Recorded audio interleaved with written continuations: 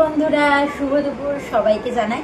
তো আমি আজকে এসেছিলাম আমার বাপের বাড়িতে। তো আমি এসেছিলাম বলে দেখো মা আমার জন্য কত রকম রান্না করেছে।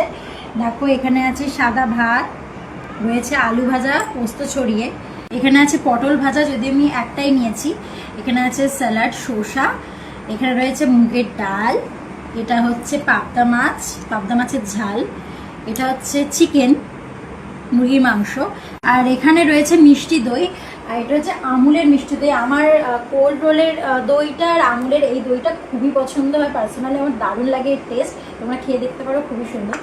তো মা কিন্তু আমি আসবো বলে আজকে আমার পছন্দের সব জিনিস রান্না করেছে। আমি পাবদা মাছ খেতে খুব পছন্দ করি, চিকেনও আমার কিন্তু খুব ভালো লাগে, আর মায়ের হাতের হলে তো কোনো কথাই নেই, দারুণ লাগে। তোমরা কারা আমার মতো মায়ের হাতে চিকেন কষা খেতে পছন্দ করো অবশ্যই কমেন্ট করে জানিও।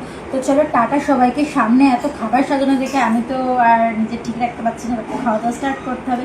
তো চলো টাটা সবাইকে।